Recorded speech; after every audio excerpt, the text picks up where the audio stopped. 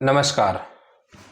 आज हम बात करते हैं चैप्टर नंबर 3 विद्युत धारा यानी इलेक्ट्रिक करंट। इसका लाइव सेशन हमने ऑलरेडी पढ़ लिया है, उन्हीं के ये पीडीएफ अवेलेबल है जिसका मैं एक वीडियो बना के आपके सामने डाल रहा हूँ। इसमें से कुछ क्वेश्चंस हैं, इन क्वेश्चंस का क्वेश्चन भी है, उनके सॉल्यूशंस भी हैं। ठीक है, सबसे पहले हमारा चैप्टर नंबर 3 है विद्युत धारा यानी इलेक्ट्रिक करंट, जिसका पहला सवाल है व्हाट इज इलेक्ट्रिक करंट यानी विद्युत धारा क्या होती है।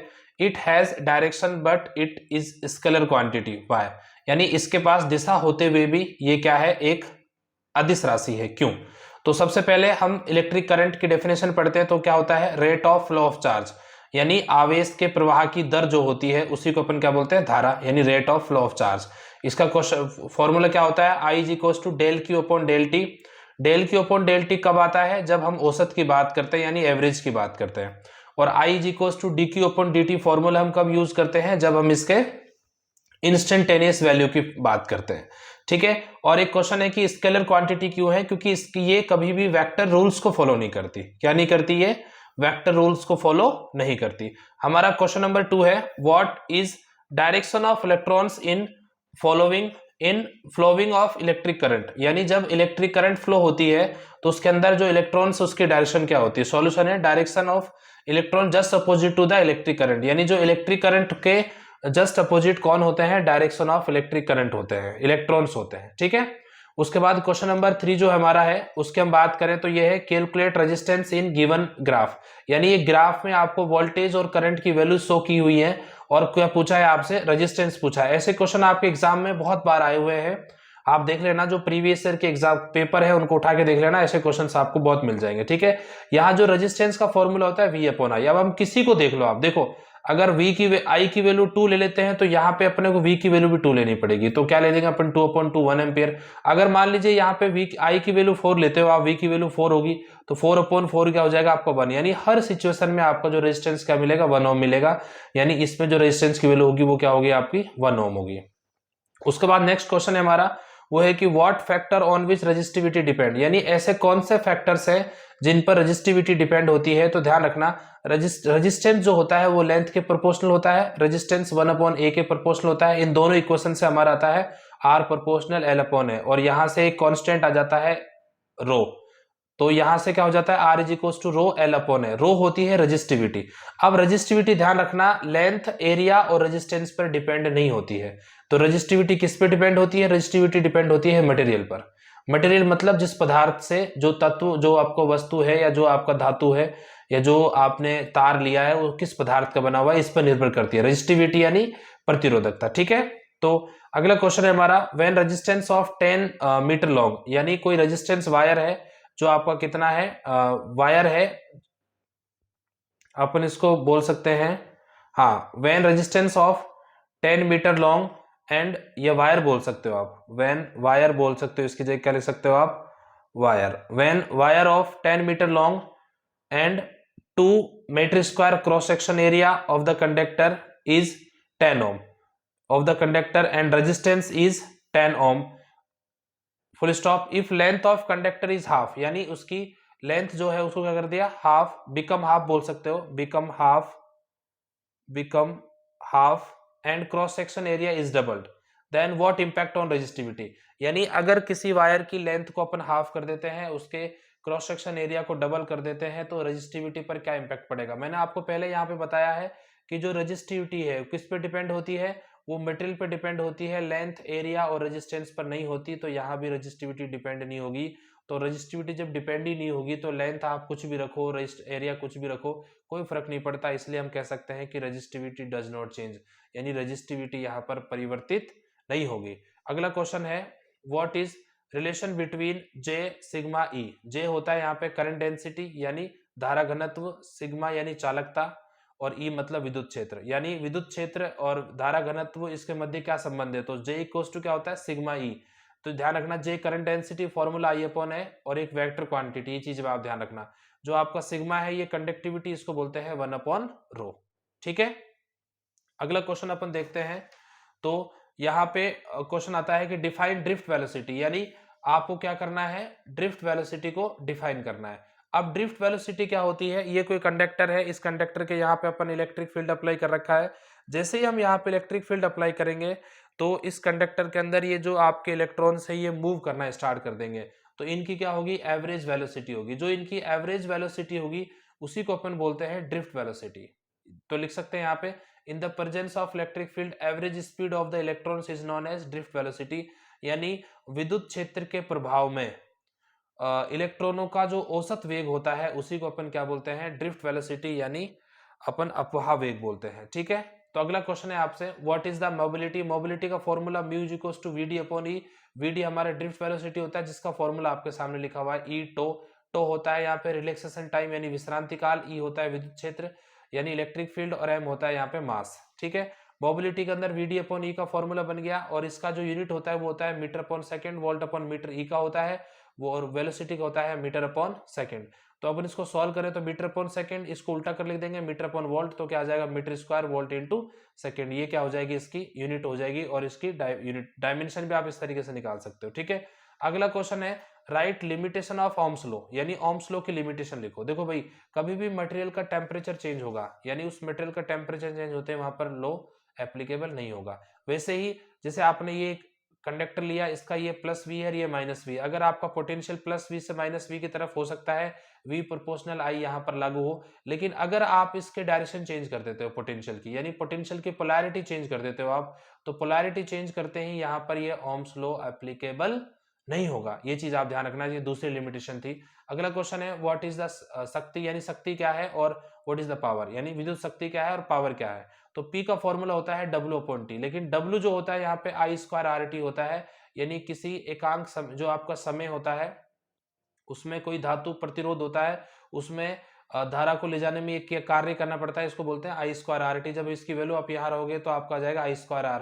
ध्यान रखना, P is equals to I square R को पावर लॉस भी बोलते हैं, यानी शक्ति हानि भी बोलते हैं, और P equals to V into I इसका दूसरा फॉर्मूला हो सकता है। एक क्वेश्चन यहाँ से और है, क्वेश्चन ये है कि in long transmission line voltage keep should be higher by, यानी जो हमारी लॉन्ग ट्रांसमिशन लाइन होती है उसमें वोल्टेज को हाई रखा जाता है, क्यों। मैंने अभी जस्ट आपको ये पावर लॉस का फॉर्मूला पढ़ाया, P is equals to I square R, इसका फॉर्मूला ये अपन ने यहाँ पे लिख दिया। C का मतलब होता है कंजप्शन, कंजप्शन का मतलब क्षय होना, नुकसान होना, खत्म होना वहां पे। ठीक है, तो P C is equals to I square R. अब आई स्क्वायर की आई की वैल्यू होती है P अपॉन वाई, इसकी वैल्यू हमने यहाँ रखी, तो यहाँ से हमारे पास फॉर्मूला हो गया P C directly proportional 1 upon V square, यानी अगर V का मान बढ़ाते हो तो पी सी का मान क्या हो जाता है, घट जाता है। तो ध्यान रखना, वोल्टेज जितनी अधिक रखोगे उतनी ही लॉस कम होंगे, यानी उतनी ही पावर का कंजप्शन कम होगा। तो ये यहाँ पे फायदा होता है, वोल्टेज अधिक रखने पर हमारा जो पावर लॉस है वो कम हो जाता है। तो आप लिख दें, यहाँ पे आंसर लिखा है मैंने, for higher voltage power loss will be minimum. अगला क्वेश्चन है, व्हाट इज द सेल, यानी सेल क्या है। सेल एक ऐसा डिवाइस है जो हमारे सर्किट में एक कांस्टेंट करंट को मेंटेन करता है। क्या करता है, कांस्टेंट करंट को मेंटेन करता है। उसके बाद हमारा जो नेक्स्ट क्वेश्चन देखते हैं अपन, अगला क्वेश्चन है, what is the difference between EMF and terminal voltage, यानी विद्युत वाहक बल और टर्मिनल वोल्टेज हमारा जो है उसके अंदर क्या अंतर होता है। तो ध्यान रखना, जब किसी सेल के दोनों टर्मिनल खुले होते हैं और इन टर्मिनलों के बीच में जो इलेक्ट्रिक पोटेंशियल होता है, यानी इलेक्ट्रिक पोटेंशियल डिफरेंस होता है, उसको बोलते हैं ईएमएफ। और जब ये टर्मिनल किसी लोड से जुड़ जाते हैं तो इसके अंदर करंट फ्लो हो जाती है, तब इन दोनों टर्मिनल्स के बीच में जो पोटेंशियल होगा उसको बोलेंगे अपन टर्मिनल वोल्टेज। तो हम ध्यान रखना, ये तो होता है इलेक्ट्रोमोटिव फोर्स और ये होता है आपका टर्मिनल वोल्टेज। उसके बाद हमारा जो अगला क्वेश्चन है वो है, what is the cell equation, यानी जो सेल इक्वेशन है वो क्या है। तो ध्यान रखना, हमेशा ईएमएफ अधिक होता है, फिर टर्मिनल वोल्टेज क्यों कम हो जाती है, क्योंकि कुछ भाग उसका रेजिस्टेंस में खर्च हो जाता है कुछ पोटेंशियल का। तो कितना होता है, आई आर, तो क्या बोल देंगे, E minus V is equals to I R, यानी ये क्या हो गया, आपकी सेल इक्वेशन हो गई।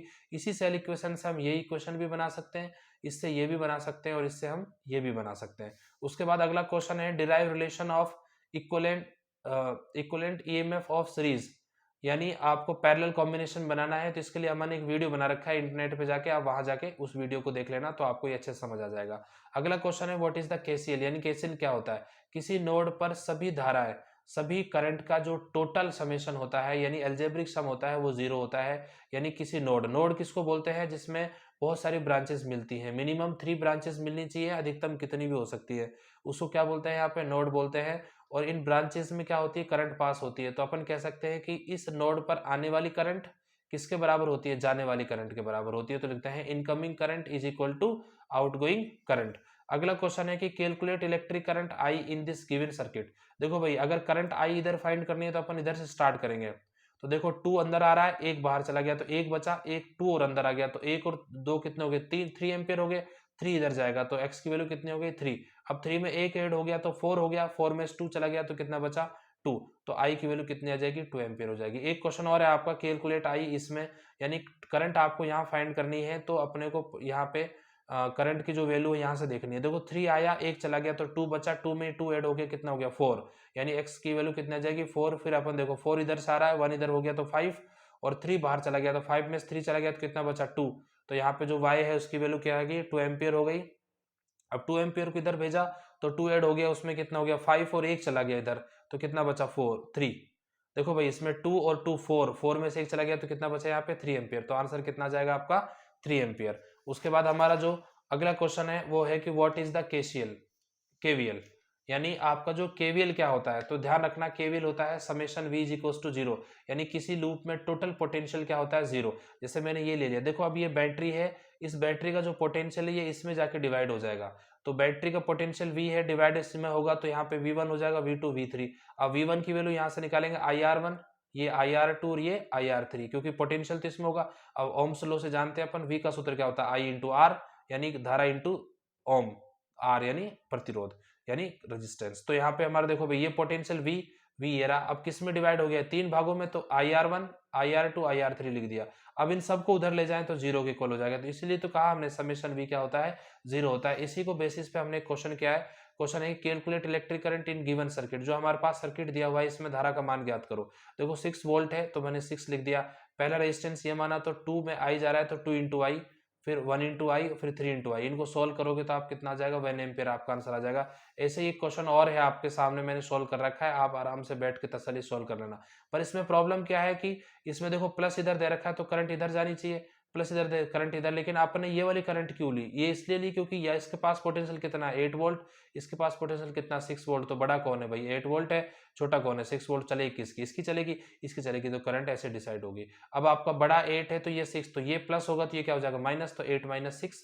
और फिर इसमें करंट इसमें फर्स्ट माना तो ये फर्स्ट माना तो यहाँ पे आई इंटू 1 हो गया, आई इंटू 2 हो गया, ये सेकंड वाला। इसको सोल्व किया था अपना कितना आ गया आई इक्वल टू 2/3 एम्पियर। उसके बाद हमारा लास्ट क्वेश्चन ये है, आराम से आप इसको सोल्व कर लोगे। इसमें दोनों की डायरेक्शन एक तरफ है तो दोनों के दोनों आपके जो वोल्टेज है क्या हो जाएंगे ऐड हो जाएंगे, और बाकी दोनों को अपन यहाँ से शॉर्ट सर्ट कर लेंगे 1 2 3 3 रेजिस्टेंस को। तो हमने यहाँ पे सोल्व किया तो कितना आ गया 6 into 6 I is equal to I equal to क्या हो गया आपका 1 एम्पियर। उसके बाद हमारा जो नेक्स्ट क्वेश्चन है उसके देखें तो क्वेश्चन है what is the balancing condition in Wheatstone bridge, यानी व्हीटस्टोन ब्रिज के अंदर बैलेंसिंग कंडीशन क्या होती है। तो आप सब समझते हो कि जब गैल्वेनोमीटर के अंदर 0 डिफ्लेक्शन शो होता है तो हमारा जो ब्रिज है वो किस में आ जाता है, बैलेंसिंग कंडीशन में आ जाता है। यानी शून्य विक्षेप प्रदर्शित हो जब धारामापी में तो क्या हमारा बैलेंसिंग यानी संतुलन की अवस्था में आ जाता है। इसका सूत्र क्या होता है R1/R2 is equal to R3/R। अगला क्वेश्चन है कि what is the application of Wheatstone bridge, यानी व्हीटस्टोन ब्रिज किस एप्लीकेशन पर काम करता है। उसका आंसर है मीटर ब्रिज। इसका जो डेरिवेशन है वो हमने नोट्स में वीडियो बना रखा है, आप जाके वहां पे डेरिवेशन देख सकते हो। ठीक है, आई थिंक आपको ये समझ आ जाएगा। इसका पूरा डीपली आपको एक्सप्लेनेशन देखना है तो आप हमारे लाइव सेक्शन में जाके चैप्टर नंबर 3 का वीडियो देख लेना, आपको बहुत अच्छे से धीरे से समझ आ जाएगा। हमने उसको लाइव आपके सामने पढ़ाया है। धन्यवाद।